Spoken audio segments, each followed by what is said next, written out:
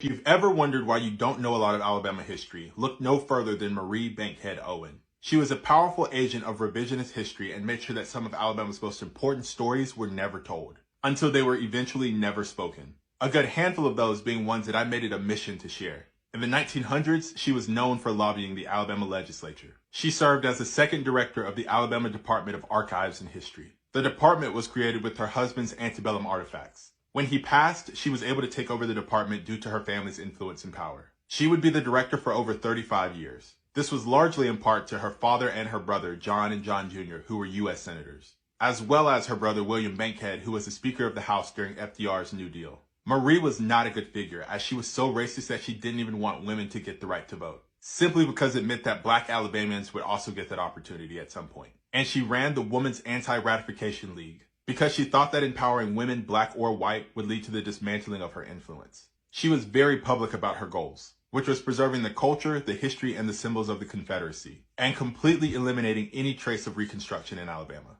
Forcefully, even if it meant revising history itself, which is what she did. She not only leveraged the American government to pay for the archives building, but her power rose. She ended up guiding Alabama history curricula, and she wrote some of the first textbooks covering state history. These books openly sympathized the Confederacy and omitted contributions from blacks and minorities. They relished in the state's resources before the Civil War and revised history to fit untrue, racist, antebellum narratives. In 1936, she became the leader of Alabama's Daughters of the Confederacy, and this has had lasting impacts on the state of Alabama since. She organized a campaign to do away with anti-Confederate lessons. She got chapter presidents to go to schools and interrogate teachers, principals, and superintendents. She also sought for Jefferson Davis and Robert E. Lee to be seen as heroes, as well as removing Uncle Tom's Cabin from classrooms, renaming the Civil War the War Between the States, and pressuring publishers to include Confederate propaganda. At this point, the United Daughters of the Confederacy pushed this throughout the South, and it stuck.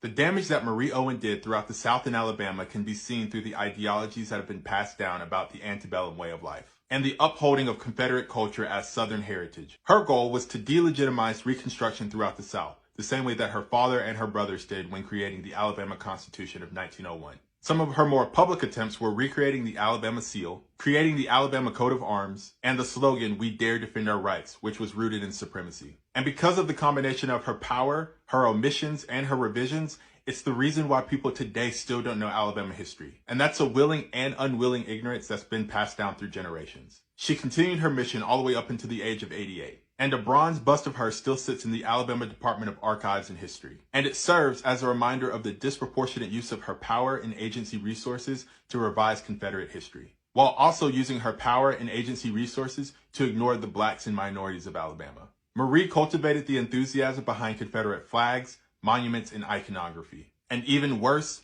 false knowledge. And her influence, along with the United Daughters of the Confederacy, can be seen in what's taught and what isn't taught as well. You can see it in the Alabama legislature at times. You can still see it in Alabama education. You can see it in the way that some towns refuse to even reckon with their past. And you can see it in what we don't know and why we're still learning things to this day about this state. And how the people from this state and the events that took place shaped an entire country, for the good and for the bad. There's a lot of work to be done to undo the damage that people like Marie Owen caused. But it's work that can be done and completed.